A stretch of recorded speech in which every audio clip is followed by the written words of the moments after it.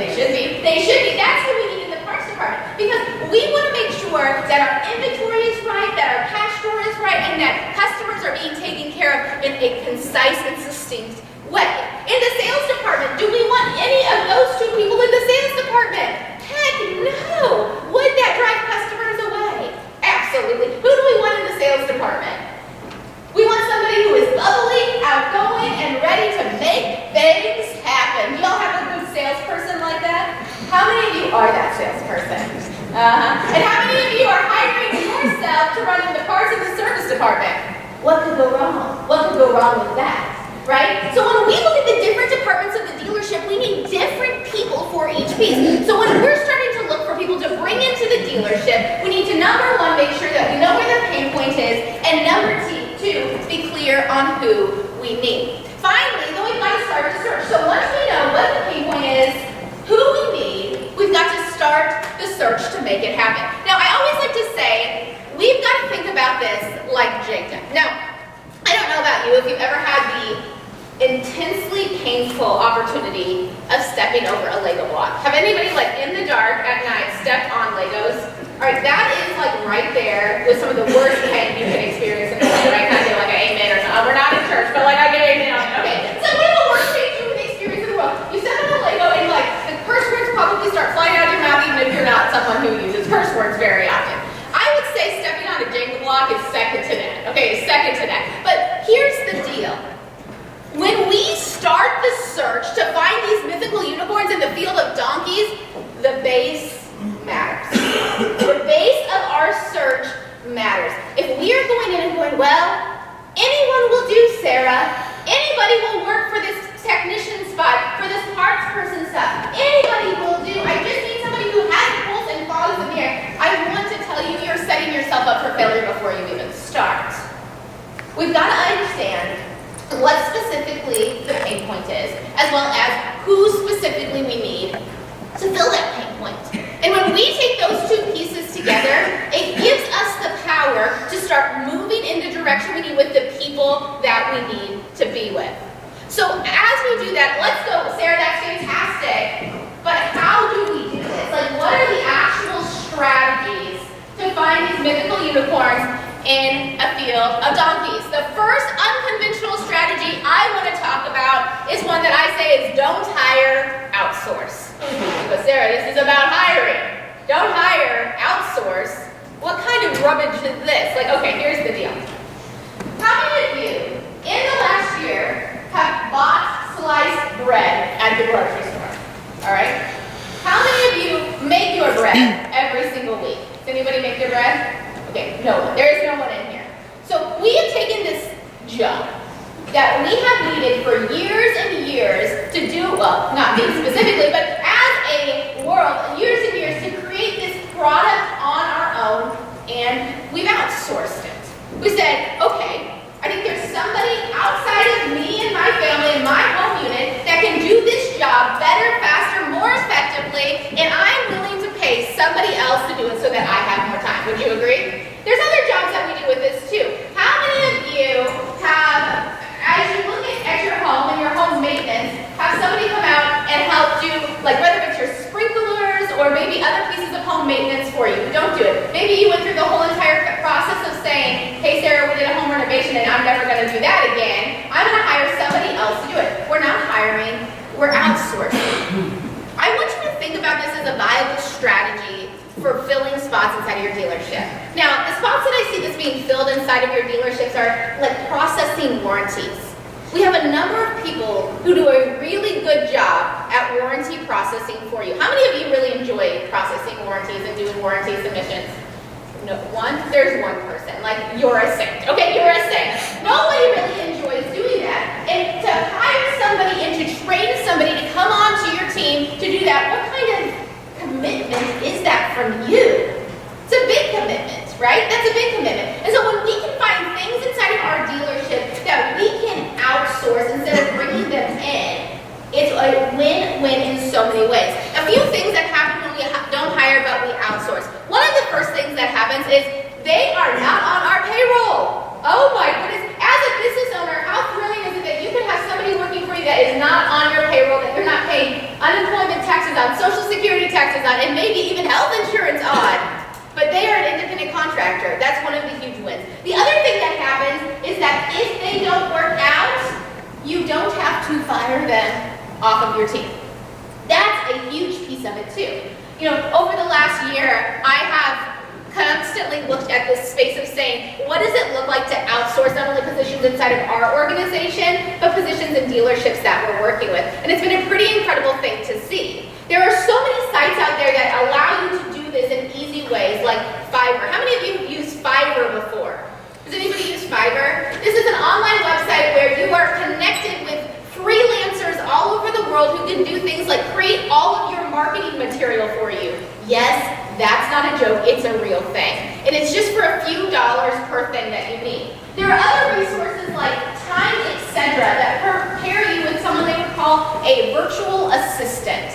This is about $250 a month. You get 10 hours of their time, and they can do everything from data entry for you to actually helping coordinate calls with customers and getting things scheduled.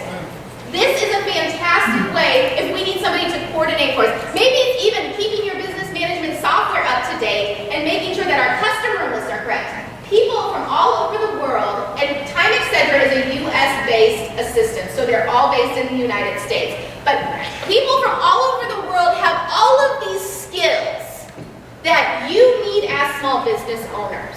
And our first instinct as small business owners is like, you know what, let's just bring them on the team. More the merrier. We love the first and the 15th. Let's go, come on in, the water's warm. No, we've got to think about this just a little bit differently. So again, think about outsourcing your warranty, outsourcing your marketing, and finding someone to support you on the data and analytics side of your business. All three of these are pieces that if you aren't outsourcing or you don't have someone in your team doing this, it's probably following you as the owner and manager to do this. So find that support, and again, it's relatively inexpensive in comparison to actually bringing someone onto your team. The second thing I want you to do that I would consider an unconventional strategy is use job recruiter sites. Now before you throw tomatoes at me, rotten tomatoes for clarity's sake, let's talk about job recruiter sites for just a second. I'm just going to be completely honest. We're friends at this point, so we're just going to have a really honest conversation. The reason job recruiter sites like Monster or Indeed or ZipRecruiter are not working for you is you're using them wrong. That's what the issue is. The reason they're not working for you is you are using them wrong. When we look at job recruiter sites, we have to realize that job recruiter sites utilize search engine optimization. How many of you know what the word search engine optimization means, or SEO for short? All right, now that is a whole bunch of marketing terms, but let me break it down for you. When you go onto Google and you want to find a place that has the best beef jerky in all of Kentucky, you type in beef jerky, best beef jerky in all of Kentucky. And then magically, the top 3 recommendations for the best beef jerky in all of Kentucky pop up in 1, 2, and 3. Have we all experienced that? Maybe it's not beef jerky, maybe it's fish and bowls, maybe, I don't know what it is for you, okay? I don't know what it is for you, but it pops up 1, 2, 3. The reason that those pop up to the very, very top of the search results is because the websites have used search engine optimization, or SEO for short. Now, that really just says we have so many keywords on this website that when somebody looks it up, word results are going to come to the very top. If you have a marketing company helping you with your website right now, I'm confident that the reason your website performs well is because they use so many keywords for their job posting. So you can use any of them, whether it's ZipRecruiter, Indeed, Monster, whoever it is that you feel in your soul is the best option for you. But here's the things we need to do. Number 1, the job description. We're going to be clear, we're going to be concise on who we need. We clarified that in the first piece of this. The second thing that we need to do is we need to make sure that we have salary ranges on our job postings. You go, but Sarah, what if the other employees see it? Well, if the other employees see it, it means number 1, they're looking for a new job. Okay, so that should be a clarification piece for us. Number 2, we should keep our pay structure in line with what we're doing. So we're going to talk about how much we can really afford to pay in just a minute, but we need to make sure that the pay is in line with where we need to be with all of our employees. But I would say number one's a red flag. If they're sitting on a job recruiter site, it means they're looking for a new job. So that should be something. Some of them you'd be like, here's the door, have a nice life. But like some of them you're like, no, don't leave me, don't leave me, don't make that happen. All right, so when we look at the job recruiter sites, we've got the right job description, we've got a pay range, and we start the search. We're so excited. You said, Sarah said this was gonna work. Well, the things that we've got to keep in mind is that we've also got to make sure we're posting when people are actually looking for a job. Right? When are people actually looking for a job? If we know the fact that most, if not all, of people who are looking for a job are currently employed, any of them we would want right now are probably employed, when would these employed people be looking for a job? When? When they got their paycheck. All right, I respect that. Yeah, absolutely. When else? What else? Recession. Recession, okay. What else? There's something else. Beginning of the year. All right. What I see on a more microscopic level is that people start looking for a job after they get off work on Friday afternoon. They're in the car driving home to their boo, and they're like, listen, I can't believe I put up with this stuff for so long. They don't appreciate me here. Can you believe I put so much work in for so little money and all I get is just no thanks or anything? Have you guys heard this conversation happen? Yes, maybe you've had the conversation with the owner. Okay, that's a whole different conversation. A whole different conversation for different things. All right, and so when they're looking for a job is typically on Friday after they get off work. And if we want our search to be at the very top when they're looking, that means that we as owners and managers need to be posting this job typically on Friday around noon. So when they start looking, we are at the top of the search results. Okay? That's the first thing we've got to do when we do this, and probably what we're doing wrong. Friday at noon is when we post this job. Now, the other piece about this is that we only leave a job up for 1 week. We put the job up, we leave it up for 1 week, then we take it down on Friday around 11, and then we repost it at noon. Because the whole entire back end of what these job recruiter sites are doing is new posts get posted over the old ones. They get better priority over the old ones. So we're posting at noon. If we don't have the people we need or we want more candidates, we take it down at 11 o'clock on Friday afternoon or morning and put it back up on noon on Friday morning so that we're back at the top of the search results, okay? So that's the second thing. Number 3 is that we have to be focused on keywords for these job descriptions and these job postings that we're putting out there. Now, one I know is that if we have more keywords, it's the same thing of going like, we're looking for the best beef jerky in all of Kentucky. So the keywords there would be best beef jerky, right? Kentucky, beef jerky, Kentucky. There's like all of these different things that we put, best beef jerky in the world. Like all of these keywords that we would have there. So you've got to have the keywords in your job posting so that it pops up to the top. You go, that's great, Sarah, but at my dealership, the words that we use are constantly different. And what if we call it something and somebody else calls it something else? That's why we have keywords. But you go, how do I figure this out? This seems like a lot of extra work for me as a business owner. I've already got my plate full. Anybody else feel like that already? You're like, man, Sarah, this feels like an extra. Well, I want to show you something that's an incredible tool. I'm going to walk you through this step by step because this is something that is so valuable for you as dealers. On Google, there is a tool called Keyword Planner. Keyword Planner. And Keyword Planner on Google was originally created for ads on Google. Okay, so they wanted you to be able to pick the keywords so that your ads would show everywhere you looked. I love that for them. We as entrepreneurs have made the decision we're going to use their free resource for something else. Okay, can we agree that? All right, so what you're going to do is when we're looking to figure out the keywords, we're going to do it in 63-ish simple steps to figure this out. I promise it won't be 63 steps. It's a lot simpler. So the first thing you're going to do is you're simply going to go Google Keyword Planner. The one that's going to pop up is choose the right keywords with our research tools. That is what we are going to click. That's going to be the first thing that we click when we're looking for it.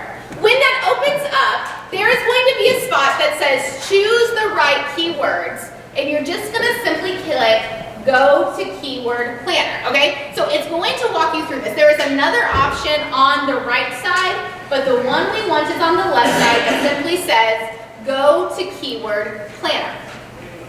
Oops. After we go to the keyword planner, if my clicker would work, that'd be really exciting for all of us.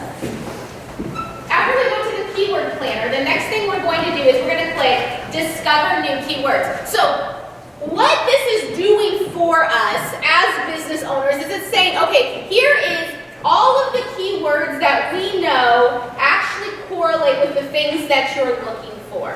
And we want to find those connection points really, really easy. It's going to pull up information for you based on the fact that these are the words that other people are looking for in any given situation. So then we're going to take our job description that we already have, right? We already have our job description. We know what we're looking. And we're going to pick the words that relate to our business and just simply type them in. So let's say, hypothetically, we're looking for a technician. Is anybody looking for a technician right now? Okay, like 90% of the hands went up in the room. Okay, I see you. All right, so let's say we're looking for a technician hypothetically or not hypothetically in this situation. So we're going to enter the words service technician, dealership, service writer, and mechanic, okay? If you want to add extra words to that, you can, but this is just going to be our baseline. We want to find a technician, so we need to figure out what other words we need to put on that job description so that we pop to the top of that search engine optimization or that job recruiter site. Then, we're just going to simply let the magic happen. After you put those words in, which you can see right here at the top, it's going to say that you can refine your keywords. All right, so that's going to be the next thing we focus on. We've got the words at the top, and then we're going to refine the keywords. So it gives us options like brand, trade, vehicle, component, service, or others. And when you click through those, it's going to give you the keywords you need to have in your job description so that it pops to the top of the search engine optimization or your job recruiter site. And so you go, okay, Sarah, I know that you put service technician, I know you put mechanic in there, I know that you put these words in here, service writer, but I'm looking for a small engine or tractor mechanic or a technician. Why would I have on there that I'm looking for auto mechanic, diesel mechanic, or motor mechanic? Why would I have that? Because here's the deal. If we are looking for good people for our dealership, if somebody has basic mechanical knowledge, and they are a good technician in other areas, can we train them to be a good technician in what we do? Yes. Is it going to take a little bit of work? Yes, it is. Is it going to take some time and some money? Yes, it is.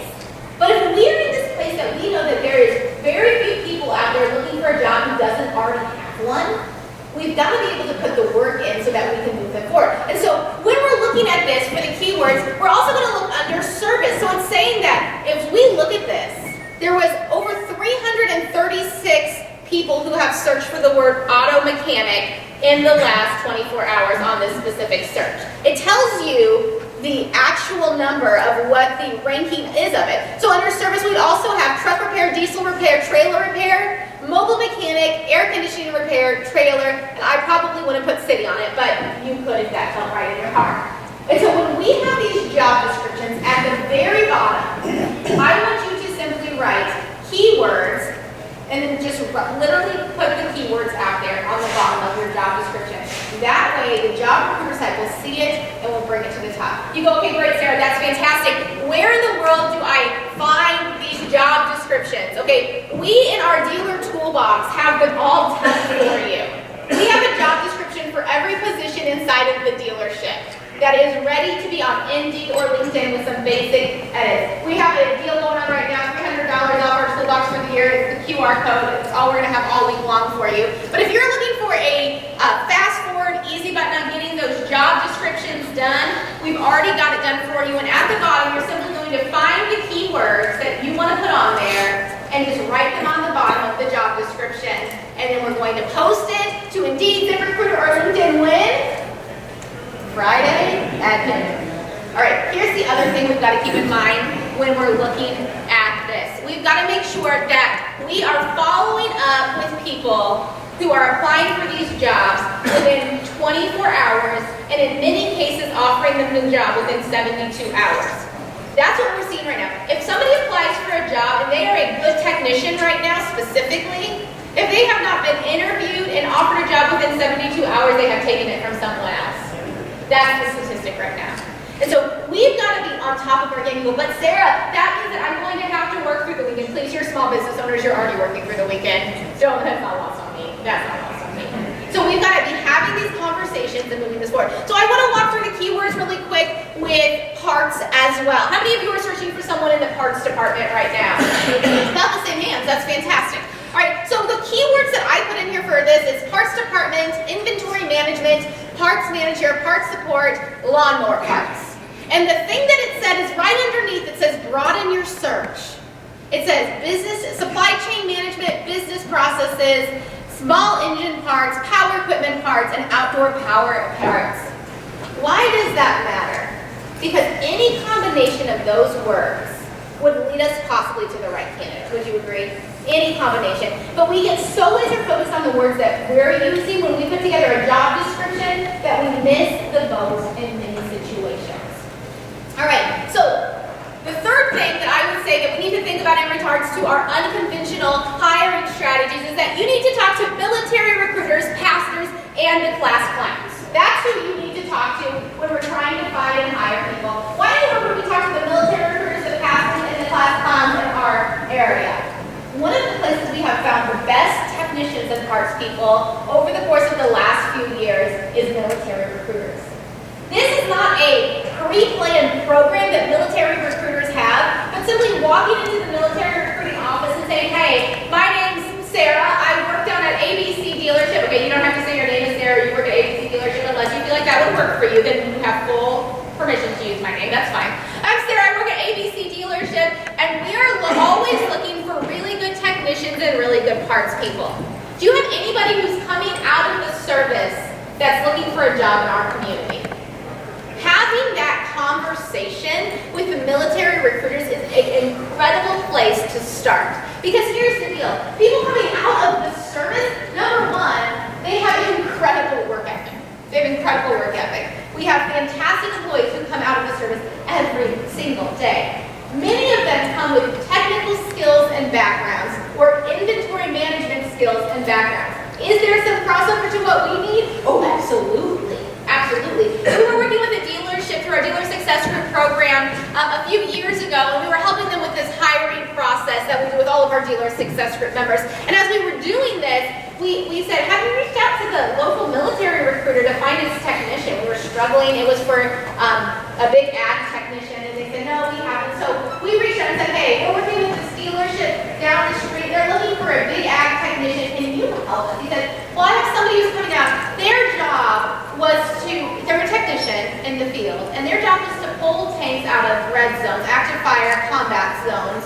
And so it's not like a direct crossover, but I think it might be a good fit. We said, fantastic, let us talk to this person. They're coming back to town, they're going to be here. We want to bring them a piece part in our community. We love them. We had this conversation with this technician, and here's the deal. He was perfect. He was fantastic. He was coming in. We needed to do some training on how to actually do the technical part on the big tractor side of things, but he understood the basic mechanics. We had just a little bit of training to do. We were in the final interview with him, and he said on the phone, Bob was visiting with him, he said on the phone, he goes, listen, I've heard that shops in the midst of the busy season is really, really stressful. Do you think I can handle it? Yeah, you'll be fine. You spent the last 4 years of your life pulling tanks out of active fire red zones. You will be fine, my friend. Let's go. That was the biggest concern. He can handle the stress of business season at a dealership. You're like, sometimes Sarah, if you're looking at this red zone fire, everything's fine. But that's a different conversation. We can talk about shop processes. So talk to your military recruiters. When we look at this, again, this is not a pre-planned program that they have, but have the conversation that they can do. We also had incredible luck finding people for the parts department in this. We had somebody we hired for a multi-location dealership that was in charge of the parts depot for the military. They came out of the service, and again, they had some learning to do on the specific parts for this dealership, but they understood process management, they understood inventory management, and they understood parts. Can we train the rest? Oh, you bet we can. You bet we can. So I would say start with that. Talk to your pastors. Why in the world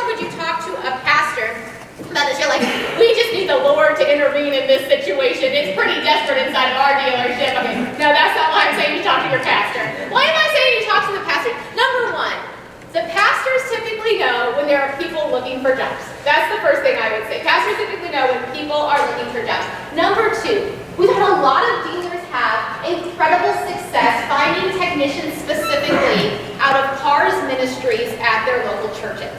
I don't know if you have CARS ministries at your local church or somewhere in the region, but that has been a fantastic place to find technicians. And here's the deal. A lot of the people who are working in the CARS ministry at the local church are not technicians by nature. Like, that's not what they did for their career. And so saying, hey, we're looking for technicians gives them an opportunity to say, maybe I want to do a different career path. We've got somebody who's technically sound and that wants to help other people and has some basic skills. This is a fantastic place for us to find technicians as we move forward. Finally, the class clowns. Why in the world would we ask for the class clowns in any given situation? This is a conversation that typically happens with the high school teachers. Who are the class clowns in your school? Why would we ask about the class clowns? They're sitting here, and typically the reason kids are acting up in school is because they're uncomfortable and this is not something that they love. Would you agree? Like, some of us, I was a class clown, and it was just because I was a pain in the butt. But like, most of the time, the class clowns are the class clowns because they feel really uncomfortable in the situation they're in and they're trying to get attention. And we know that if we can start working with kids in a high school and moving them towards a technical career, that is going to be a huge piece to us figuring out how to make this work. So working with the school guidance counselor to offer programs where we can get kids in high schools to come start working inside of our dealership is a fantastic place to start. Start them as a position we call the service coordinator, whose job is to make sure equipment is clean, that we move equipment in and out, and let them start giving an extra set of hands to your technicians. Give them that job after school or in the summer. Their parents will be thrilled because they've got something productive to do, and we're training our next technician. We always want to hire low and grow when we start talking about hiring strategy. So if we can hire at a very low level and grow them into who we need them to be, that is a fantastic strategy to making sure that we have the people we need into the future.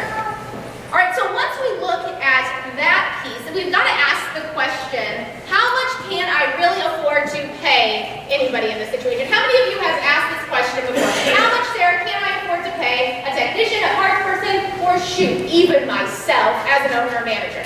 All right, if your hand's not up, you're a liar, and I see you. It's fine. I think it's the question everybody has asked. And the answer is really, it depends. I wish I had a better answer for you, but I do. But here's the deal. When we look at how much we can really afford to pay in any situation, we think about it as salary caps. Now, how many of you love your local sports team, and maybe it's your NFL team, your Major League Baseball team? Anybody a big, raving sports fanatic? One person. I don't know. Let me ask you, how many of you is like a sports fanatic? You love your sports team. I'm from Kansas City. And I believe that we probably have the best quarterback in the whole entire world, but don't get me started. All right, they're like 5 words. Are you from Buffalo? All right, I don't know. That's a whole different conversation for a whole other day. Those are 5 words, Sarah. And so when we think about salary caps in Kansas City, here's the deal. We are convinced that there's nothing that $500 million can't do for you. You too can have the best quarterback in the entire world for $500 million, okay? And so, but we know that in order for them to be able to pay Patrick Mahomes $500 million over the course of 10 years, there are other people who have to be paid less so that we can afford him, right? Salary caps. The same thing holds true for your dealership. If we want to figure out how much we can pay in any given situation, we have to just look at the numbers. Now, let's talk about how much we can really afford to pay in service. We determine how much we can afford to pay in service by looking at our labor rate. That is what determines how much we can pay in the service department. Now, in service, we can pay 30% of every labor dollar produced towards technician pay. That's it. 30% of every labor dollar produced can go towards technician pay. So, again, being from Missouri, we've got to keep this math really simple. Let's say that our labor rate is $100 an hour. How much, little Einsteins here, could we pay for a technician if we had a labor rate, A-level technician, if we had a labor rate of $30 an hour? $100 an hour, I gave you $30. Now listen, it's Wednesday morning at 8 o'clock. Math is hard. All right, there we go. $30. We could pay them $30 an hour if we had a posted labor rate of $100 an hour. Okay, but you go, but Sarah, what if I need to pay more than $30 an hour, whatever 30% of that is? What do? You raise your labor rate. That's what we do. We raise our labor rate.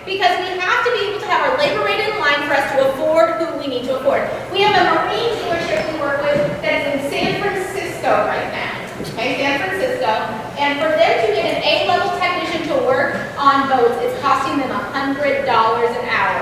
That's what it costs them. So how do we afford that? Raise that labor rate. Their labor rate is over $300 an hour right now based on where they are and how much it costs the people. How do you determine what your labor rate needs to be? How do we figure this out? Do we just call everybody else in the room and go, what's your labor rate? What's your labor rate? Is that what we do? Probably, but what that is what we call pooling ignorance. Everybody else is calling you going, what's your labor rate? What's your labor rate? So nobody raises their labor rate because it's all the same and everybody just keeps calling everybody in a circle. That's not how we determine our labor rate. We determine our labor rate by calling the local Ford, Chevy, or Honda dealership and asking them what their labor rate is, and then we're typically about 10% lower than what they are because they determine what they can pay their technicians based off their labor rate.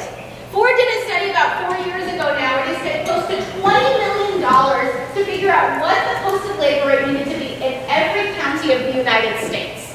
That's what they did, $20 million.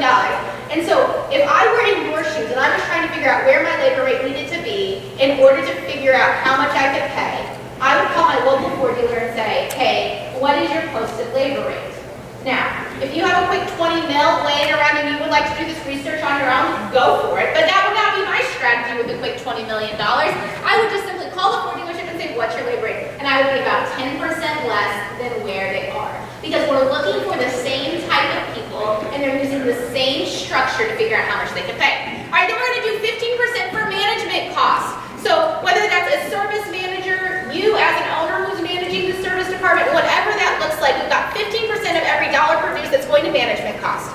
We can cost justify a service manager in the service department when we have 3 technicians performing at 85% efficient. Okay? 3 technicians, 85% efficient is when we can cost justify a service manager in the service department. We've got 35% of every labor dollar produced going to departmental costing, and then I would expect 20% of every labor dollar produced to go into your pocket as an owner as net profit. That's right. Your service department should be an ATM machine filling your pocket with money every single day, and 20% of every labor dollar produced is going to go into your pocket as that. All right, that's great. That's service, but Sarah, what about parts? What about sales? We figure out our salary cap in parts off of our gross profit. So our gross profit is simply our revenue minus our cost of goods sold. Okay, so that's how we figure out our gross profit. Our revenue, money we touch, minus what it costs us to sell that money. Why is it that in the service department we don't make this decision off of our gross profit and we do it off of labor dollars? What's our inventory in the service department? Our technician's time, right? Okay, so that's already factored into that. So that's why we do this differently in parts and sales versus in service. So in parts and sales, we would say 25% of every gross profit dollar sold can go towards manager and employee salaries, okay? We can do 25% of gross profit in parts and sales towards salaries. We've got 55% for departmental costing and then 20% for net profit. So that can either go into your pocket as an owner or that can go back to be reinvested into the business to grow, to add, to change, whatever that is. And you go, okay, Sarah, that's all good and well, but my salespeople get more than 25% of our gross profit when it comes to sales. Like, I can't get good salespeople for 25%. They're just like magical snowflakes in the air. We love them and they think they're the most special people in the entire world. I love that for you. I love that for you, really, I do. But as the core, if we don't have these salary caps in line, there's only so much we can pay in the division. If we need to pay one person more, do you know what we have to do? What do we have to do? Pay somebody else less. I mean, that's it. You only have so much money in order to make sure that we've got this set in the right direction. So again, in parts and sales, we've got 25% for manager and employee at salaries, 55% for departmental costing, and 20% for your net profit or reinvesting into the business. All right, the last piece of this is you go, okay, that's great, Sarah. I love that. We're moving in the right direction. I feel like I know who I need to be looking for. I feel like I know where I should be looking and how I should be looking. And I have a rough idea on how much to pay, or at least I can figure out how much to pay in any given situation. So the next question we have is, how do we go through this interview process and find somebody without any baggage? The short answer is you can't, right? You can't find somebody with no baggage. We all have baggage. It's just about what baggage you want to bring into your dealership. Now, if we've got somebody who walks in with a sign that says, I hate people, it's probably not the baggage we're going to bring in. But some of you are still like, you know what, Sarah? Right now, I take them. I will take them. If they're going to show up on time and they hate people, I will take them all day long. Let's go. All right, who's in that? Honest, be honest. Who's in that? Stop. Okay, that's you. All right. So I would say there are 3 questions that we ask during the interview process when we're working with our dealer success group members that are these cornerstone questions that their entire job is to uncover what baggage we're bringing into the dealership at any given point. Okay? There's 3 questions. The first question that I always ask when we're doing an interview process of any kind, whether it's for our organization internally or for dealerships, is the blank check question. And when I was thinking about the blank check question, it came to my mind really quickly that I feel like checks in and of themselves, if there's anyone under the age of 25 in here, probably don't actually know what that is, but it's something that you use and it's really a wild time. Publishers Clearinghouse also still shows up at your house with them sometimes, I think. I don't know, it never happened to me, but one time. The blank check question is simply asking a question. When somebody sits down for the interview, the first question I would ask them is, I'd pull out a legal pad and say, I want you to tell me about yourself. You can start anywhere and end anywhere. Okay, that's the question. I want you to tell me about yourself. You can start anywhere and end anywhere. And if you're going to have a legal pad or a notepad and you're just going to stand there and you're going to be quiet, that's the most challenging part of asking this question, is you're going to stop talking. And there may be a few moments of awkward silence, and we're just going to sit there, we're going to look at them, and we're going to smile. With our pen, we're ready to go. When they start talking, they will tell you things that you could never legally ask in an interview.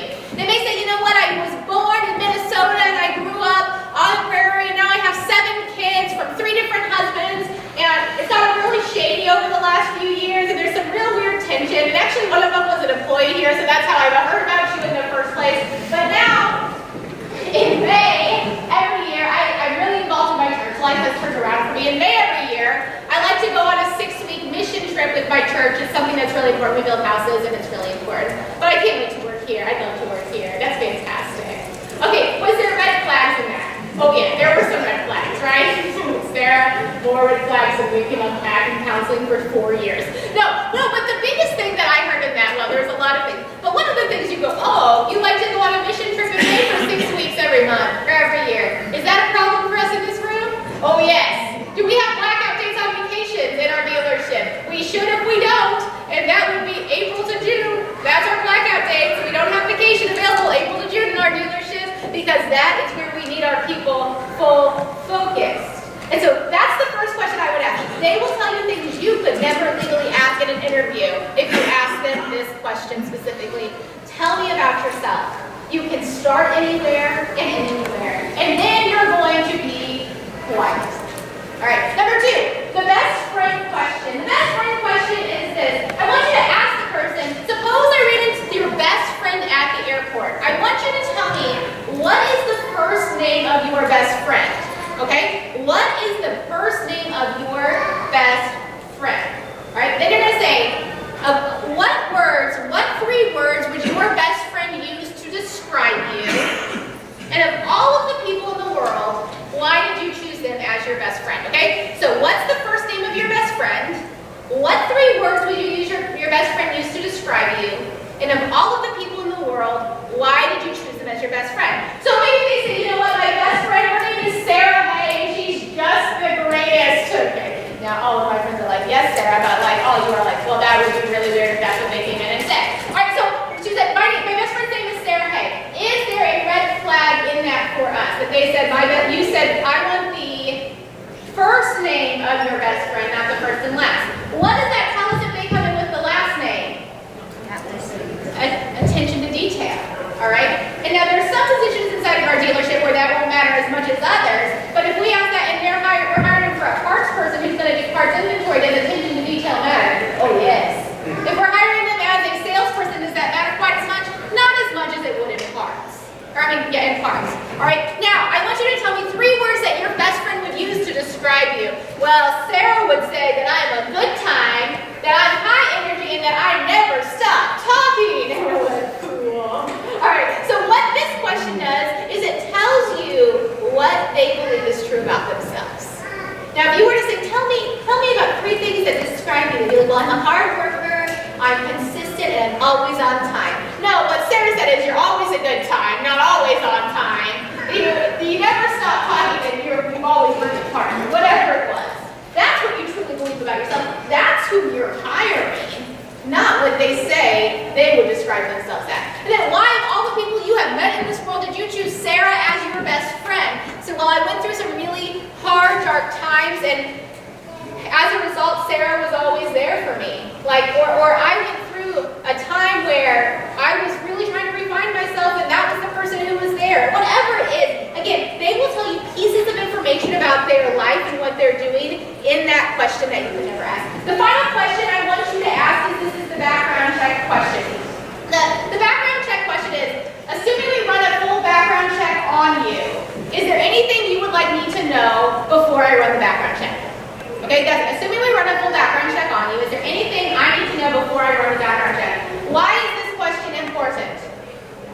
Number 1, we should be running a background check, right? Yes, we should be running a background check. Because there's something on the background check, does that exclude them from being at your dealership? No, unless it's something very specific, okay? But here's the deal, I want them to be honest with me. If we run the background check and there's something on there that they have not shared with me, that's more of a red flag when there's being something on the background check in the first place. Be honest with me. We all have baggage inside of our dealership. Whether it's you, whether it's me, whether it's somebody else that we hire, we all have baggage as we're in this. And it's just about deciding what baggage you want to bring into your dealership as an owner or manager and making that decision. The final thing I want to say before this rings for us in just a second, and you can go to the trade show floor, is that the best thing that you can do in the hiring process, especially with the speed that we're having to hire right now, is implement a trial period. This is legal in most states in the United States, where you can do a trial period for 30, 60, or 90 days, because every technician who walks into your dealership is the best technician in the world. Have you all experienced that? They're like, man, I should be paid double what you're actually offering because I am the world's best technician. You go, that's cute. I love that for you. But what we're going to do is that we're going to do a trial period for 30 days, and we're going to make sure that we are both really in a good place after 30 days. Maybe it's 60 days for you, maybe it's 90 days for you, but that trial period gives you the ability to reassess consistently and regularly and make sure that they are living up to what they said in this really quick interview process. Here's what I'm going to say as we wrap up. You guys have a big job on your hands. Right now, as we're looking at this hiring situation that we are in the midst of right now, you have a big job on your hands.